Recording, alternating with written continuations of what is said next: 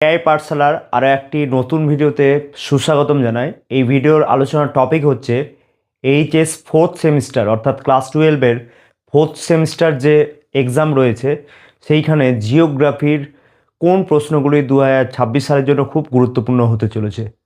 তো চলো আলোচনা করব এই ভিডিওর মধ্যে। তোমরা স্ক্রিনে দেখতে পাচ্ছ পার্ট এ রয়েছে প্রাকৃতিক ভূগোল থেকে 15 মার্কসের কোশ্চেন।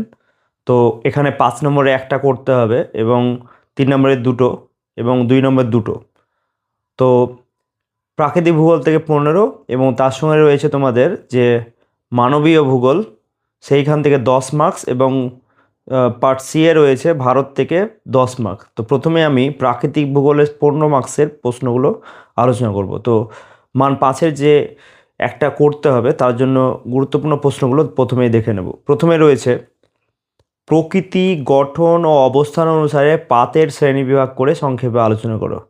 অথবা দিতে পারে চিত্রসহ অভিসারী প্রতিসারী পাত সীমানায় গঠিত ভূমিরূপগুলি আলোচনা করতে। এর মধ্যে ইম্পর্টেন্ট হচ্ছে প্রতিসারী পাত সীমানায় গঠিত ভূমিরূপগুলি আলোচনা করো।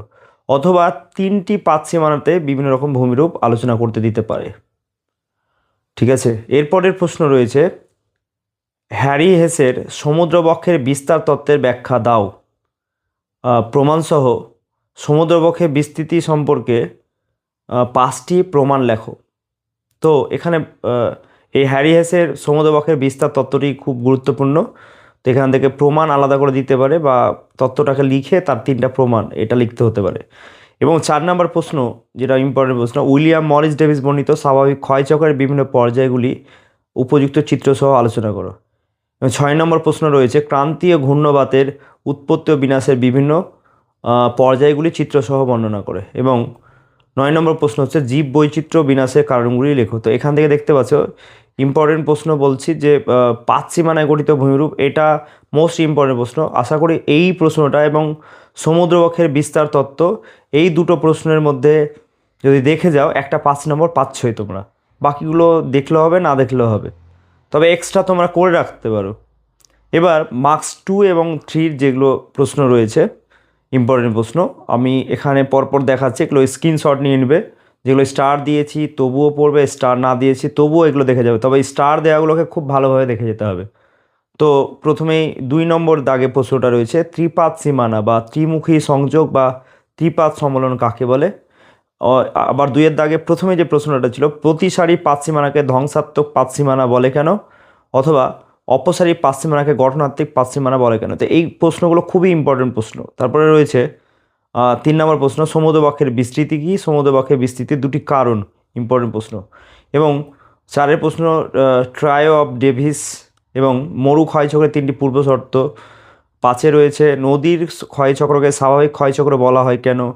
তারপরে নদীর পুনর্জীবন লাভ বলতে কী বোঝে, এটা মোস্ট ইম্পর্টেন্ট প্রশ্ন এবছরের জন্য 2 নম্বরের। এবং তারপরে প্রশ্ন রয়েছে নিক বিন্দুতে জলপ্রপাত গড়ে ওঠে কেন বা নিক বিন্দু কী, এটা ভালো করে দেখে যেতে হবে। তারপরে দেখতে হবে বিন্দু বার বা পয়েন্ট বার কী।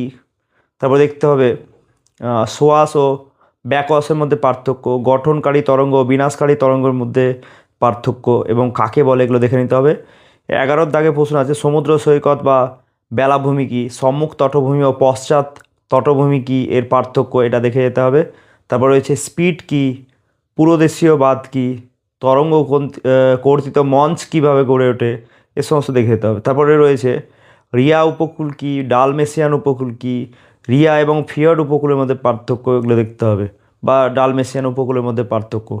এরপরে 14-র দাগে রয়েছে সীমান্ত কাকে বলে, উষ্ণ সীমান্ত শীতল সীমান্ত তাদের পার্থক্য, এগুলো দেখতে হবে। তারপর হচ্ছে প্রতীপ ঘূর্ণবাত কাকে বলে এবং ঘূর্ণবাত এবং প্রতীপ ঘূর্ণবাতের মধ্যে পার্থক্য, এটা খুব ইম্পর্টেন্ট প্রশ্ন এই বছরের জন্য।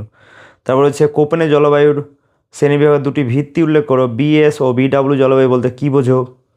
তারপরে রয়েছে উষ্ণ ও শীতল স্রোতের মধ্যে পার্থক্য লেখো, বা মোস্ট ইম্পর্টেন্ট প্রশ্ন দিতে পারে 2 নম্বরের জন্য প্রশান্ত বা আটলান্টিক বা ভারত মহাসাগরের যে কোনো দুটো উষ্ণ স্রোত বা শীতল স্রোতের নাম, এগুলো দেখে রাখবে, দুটো করে স্রোত উষ্ণ এবং শীতল একটা আসবে। তারপরে 18-এর দাগে আছে লন্ডন অপেক্ষা নিউ ইয়র্কের নিম্ন অক্ষাংশে অবস্থিত হওয়া সত্ত্বেও সেখানে লন্ডনের তুলনায় শীতের প্রকোপ কেন নিউ ইয়র্কে বেশি, এই প্রশ্নটা ইম্পর্টেন্ট প্রশ্ন। তারপরে রয়েছে আলফা বৈচিত্র্য, বিটা বৈচিত্র্য, গামা বৈচিত্র্য, ডেল্টা বৈচিত্র্য কাকে বলে, এগুলোর মধ্যে কিন্তু একটা ইম্পর্টেন্ট প্রশ্ন এটা এখান থেকে একটা আসতে পারে। এবং 20 দাগে রয়েছে ইনসিটু এবং এক্সিটু সংরক্ষণ কী এবং এর পার্থক্য, এটা দেখে যেতে হবে। তারপরে হচ্ছে বায়োস্ফিয়ার রিজার্ভ কী, ন্যাশনাল পার্ক কী, অভয়ারণ্য কী, সুরক্ষিত অরণ্য কী, সংরক্ষিত অরণ্য কী, খুব ইম্পর্টেন্ট প্রশ্ন এগুলো। এবং 22 দাগে রয়েছে ব্ল্যাক বা রেড ডাটা বুক কী, এই দুটো খুবই ইম্পর্টেন্ট প্রশ্ন, এগুলোর মধ্যে যে কোনো একটা আসবে 22 দাগের মধ্যে। এবারে চলে যাবো মানবীয় ভূগোলে। এখানে দেখো মার্কস 10-এর প্রশ্ন আসবে 3 এবং 2-এর, 3 মার্কের দুটো এবং 2 মার্কের দুটো। তো এখানে 3 এবং 2 একসঙ্গে রাখা আছে। তো এখান থেকে দেখবে কাম্য জনসংখ্যা কাকে বলে, এর বৈশিষ্ট্য, কাম্য জনসংখ্যা থাকার সুবিধা, কাম্য জনসংখ্যা এবং মানুষ জমি অনুপাত কাকে বলে, এদের পার্থক্য, এটা খুব ইম্পর্টেন্ট। মানে কাম্য জনসংখ্যা মানুষ জমি অনুপাতের মধ্যে যে কোনো একটা এবছর দিচ্ছে বা পার্থক্য দিতে পারে। এরপর হচ্ছে জন অভিক্ষেপ কী, খুব ইম্পর্টেন্ট প্রশ্ন। তারপরে এইখানে চলে যেতে হবে জনবিস্ফোরণ কী বা জনবিস্ফোরণের কারণগুলি কী। তারপর হচ্ছে জনবিবর্তন যে মডেল রয়েছে, এই মডেলের যে 4টা পর্যায় রয়েছে, যে কোনো একটা পর্যায়ের 2টো করে বৈশিষ্ট্য লিখতে দিতে পারে, এটা ভালো করে দেখে যাবে। তারপরে চীনের এক সন্তান নীতি কী, ম্যালথাসের জনসংখ্যা নিয়ন্ত্রণ পদ্ধতি কী দেখে যেতে হবে। তারপরে রয়েছে মানব উন্নয়ন সূচক কী, মানব উন্নয়ন সূচক নির্ধারণের 3টা উপাদান, মানব দারিদ্র্য সূচক কী, এটা দিতে পারে, বা মানব উন্নয়ন সূচক এবং মানব দারিদ্র্য সূচকের মধ্যে পার্থক্য। মানে এই যে মানব উন্নয়ন সূচক, মানব দারিদ্র্য সূচক, এগুলো খুবই ইম্পর্টেন্ট প্রশ্ন, এগুলোর মধ্যে যে কোনো একটা আসছেই। তারপরে হচ্ছে অর্থনৈতিক উন্নয়ন বলতে কী বোঝো, মাথাপিছু আয় কীভাবে পরিমাপ করা হয়, মোস্ট ইম্পর্টেন্ট প্রশ্ন। তারপরে রয়েছে প্রব্রজন কি, অন্তর্মুখী প্রব্রজন এবং বহির্মুখী প্রব্রজনের মধ্যে পার্থক্য, খুব ইম্পর্টেন্ট প্রশ্ন। তারপরে আসতে পারে সামাজিক কল্যাণ বলতে কী বোঝো। এরপরে 10-এর দাগে যেটা আছে ইম্পর্টেন্ট প্রশ্ন, অমর্ত্য সেনের সক্ষমতা তত্ত্বের মূল ধারণা কী, এবং সেই সঙ্গে অমর্ত্য সেনের সক্ষমতা তত্ত্বে ব্যক্তি স্বাধীনতার গুরুত্ব কী, মোস্ট ইম্পর্টেন্ট প্রশ্ন এই বছরের জন্য, এটা আসতে চলেছে। এবং ভারত চ্যাপ্টার থেকে 10 নম্বরের প্রশ্ন আসবে, এখানেও 3 মার্কের দুটো করতে হবে, 2 মার্কের দুটো করতে হবে, টোটাল 10 মার্কস। এবং এখানে আমি 3 এবং 2 একসাথে রেখেছি। তো প্রথম প্রশ্ন, 2টি উদাহরণ দিয়ে খাদ্য প্রক্রিয়াকরণ শিল্পের সংজ্ঞা দাও। খাদ্য প্রক্রিয়াকরণ শিল্প উন্নয়নের উদ্দেশ্যগুলি ও কারণগুলি সংক্ষেপে লেখো। ভারতে বিভিন্ন প্রকার খাদ্য প্রক্রিয়াকরণ শিল্পের নাম করো।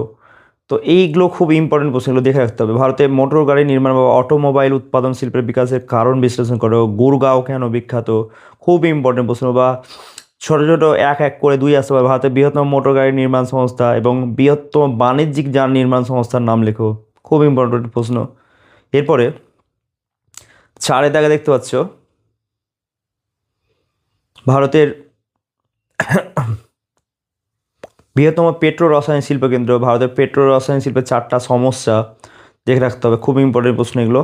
এবং কোন শহরকে ভারতের রুর বলা হয়, কেন, এটা দেখতে হবে। ভারতের বৃহত্তম বেসরকারি খাতের লৌহ ইস্পাত কারখানার জন্য কোন অঞ্চল থেকে কাঁচামাল এবং জল সংগ্রহ করা হয় উল্লেখ করো।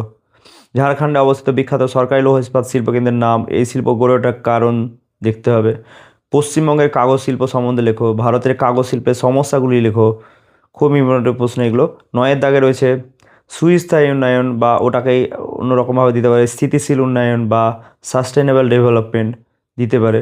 এবং ভারত সরকার কী ব্যবস্থা গ্রহণ করেছে, ভারতের সুস্থায়ী উন্নয়নের সমস্যাগুলো কী কী রয়েছে এগুলো দেখতে হবে। ভূমি ব্যবহার ও ভূমি আচ্ছাদন বলতে কী বোঝো, 10-এর দাগের প্রশ্নটা, এটা খুব ইম্পর্টেন্ট প্রশ্ন। ভারতের কৃষি ভূমি ব্যবহারের মুখ্য 4টি ধরনের নাম উল্লেখ করো। তারপর হচ্ছে গাঙ্গে অববাহিকায় বিভিন্ন স্থানে গঙ্গা দূষণ রোধের উপায়গুলি কী। তারপরে গ্যাপ কি, এই টাইপ প্রশ্ন একই রকম। কী কী উপায়ে গঙ্গা দূষণ রোধ করা যায়। নমামি গঙ্গে প্রকল্প কী, খুব ইম্পর্টেন্ট প্রশ্ন। পশ্চিমবঙ্গে আর্সেনিক দূষণের মূল 2টি কারণ লেখো, এটা খুবই ইম্পর্টেন্ট প্রশ্ন, এবছর আসতে চলেছে। বা পশ্চিমবঙ্গের দক্ষিণাংশে আর্সেনিক দূষণের ফলাফল লেখো। কলকাতা অথবা দিল্লি বা ভারতের জাতীয় রাজধানীর বায়ু দূষণের প্রধান 3টি কারণ, দূষণ রোধের পদক্ষেপ, এটা খুবই ইম্পর্টেন্ট প্রশ্ন। এগুলো এই দুটোর মধ্যে আসছে কলকাতা বা দিল্লি নিয়ে প্রশ্ন। এবং 15 নম্বর প্রশ্ন, সুন্দরবনে মানুষ ও বন্যপ্রাণী সংঘাতের প্রধান 2টি কারণ লেখো। বন্যপ্রাণী সংঘাত হ্রাসের জন্য পদক্ষেপ যেগুলো গ্রহণ করা হয়েছে, কী কী পদক্ষেপ গ্রহণ করা হয়েছে সেগুলো লিখতে হবে। এবং এখানে তোমরা দেখতে পাচ্ছ লাস্টে যে প্রশ্নটা রয়েছে 18 নম্বর, আধুনিক যোগাযোগ ব্যবস্থায় কৃত্রিম উপগ্রহের ভূমিকা বা গুরুত্ব সংক্ষেপে লেখো। তো তোমরা দেখতে পেলে এইভাবে প্রশ্নগুলি প্রথম থেকে শেষ অবধি। তো তোমরা এগুলো স্ক্রিনশট নিয়ে নেবে। তো এই ছিল আজকের ভিডিও। তোমরা ভিডিওটিকে কোথা থেকে দেখছো এবং তুমি কোন স্কুলের স্টুডেন্ট অবশ্যই কমেন্ট বক্সে কমেন্ট করে জানাবে। দেখা হচ্ছে নেক্সট ভিডিও নিয়ে।